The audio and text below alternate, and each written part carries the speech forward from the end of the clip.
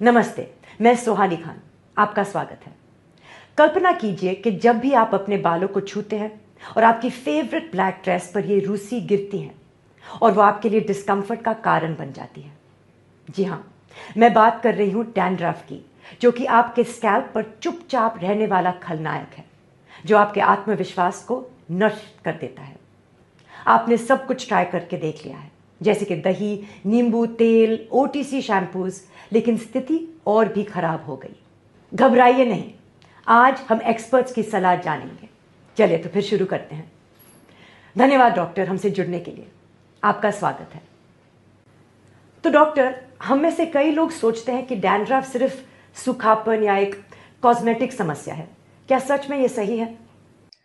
Dandruff जो होता है ये यूजुअली फंगल ओवरग्रोथ के कारण होता है, जिसके कारण हमें स्काल्प में सूजन आना, लालपन आना, बालों की जो रूसी है, जिसे हम रूसी बोलते हैं नॉर्मली, वो ज़्यादा झड़ना, ये सब चीज़ें कॉमनली होती है। अगर हम इसे ट्रीट नहीं करते हैं तो इसका रूपांतर होता है सीबोरिक डर्माटाइटिस में, जिसमें जो रेडनेस है वो कंटिन्यूअस होता है, कंटिन्यूअस इरिटेशन होता है पेशेंट को, और जो फ्लेकिंग होता है, मतलब जो हमारी रूसी झड़ रही है उसका साइज बढ़ते जाता है।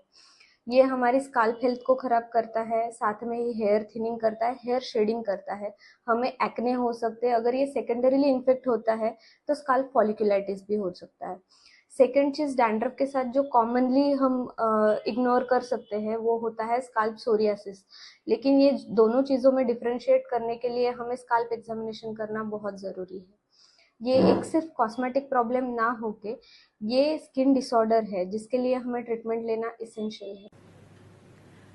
तो अब हम समझ गए कि ये सिर्फ कॉस्मेटिक समस्या नहीं है। तो डॉक्टर, हमें बताइए कि डैंड्रफ से परेशान लोगों को कब और क्यों एक्सपर्ट्स की सलाह लेनी चाहिए? ये बहुत ही एक इम्पोर्टेंट सवाल है। जब भी पेशेंट को जो रेडनेस है, इचिंग है, और कंटिन्यूअस इरिटेशन है, which is not even treated with over counter, जो भी वो शैम्पूज और लोशंस ले रहे हैं उससे वो ट्रीट नहीं हो रहा है, या फिर डैंड्रफ जो है वो eyebrows, eye lashes, behind the years या फिर अराउंड द नोज स्प्रेड हो रहा है, या फिर जो कंटिन्यूअस हेयर शेडिंग हो रहा है पेशेंट को, दे शुड सीक ट्रीटमेंट। उनको एक बोर्ड सर्टिफाइड डर्मेटोलॉजिस्ट को दिखाना चाहिए। डॉक्टर, अधिकांश घरेलू उपचार से डैंड्रफ का इलाज क्यों नहीं होता? डैंड्रफ इतना जिद्दी क्यों होता है और ये तुरंत उपाय क्यों काम नहीं करते? That's a great question.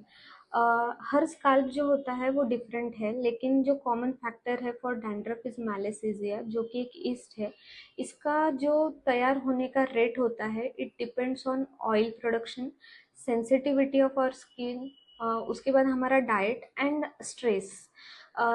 For instance, अगर हम लेमन लगाते हैं जो कि ऑलरेडी सूजा हुआ या रेड स्कैल्प पे लगाते हैं तो और भी ज़्यादा इरिटेशन होगा और भी सूजन आएगा। सेकंड चीज हम सोचते हैं ऑयल लगाने के लिए, लेकिन अगर ऑयल लगाते हैं तो ऑयल के कारण जो डैंड्रफ होता है वो स्काल्प में चिपक जाता है और ज्यादा ज्यादा डैंड्रफ होने के चांसेस बढ़ जाते हैं।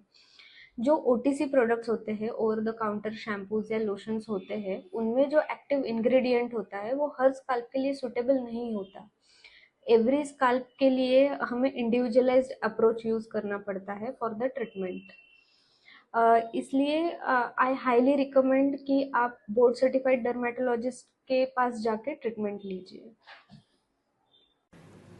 डैंड्रफ से निपटने के मुख्य उपाय क्या हैं?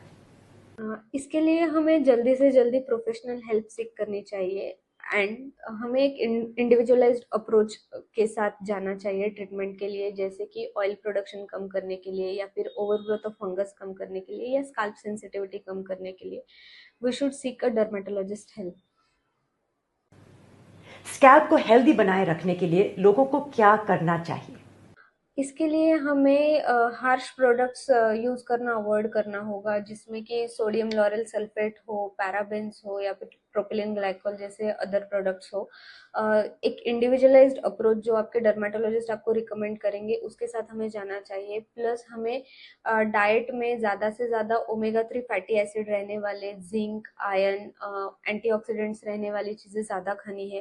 प्लस हमें स्ट्रेस मैनेजमेंट करना उतना ही इम्पॉर्टेंट है, क्योंकि हमारे स्ट्रेस के कारण हमारे डैंड्रफ में फ्लेयर अप्स आ सकते हैं। उसके लिए हमें deep breathing exercises, meditation, yoga करना बहुत इम्पॉर्टेंट है।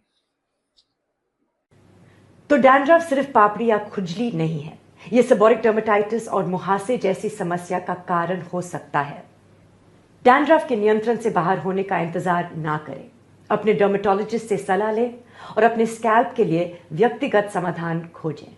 आपका डर्मेटोलॉजिस्ट आपको सबसे अच्छे से जानता है और आपको फ्लेक फ्री और आत्मविश्वासी रहने में मदद करेगा।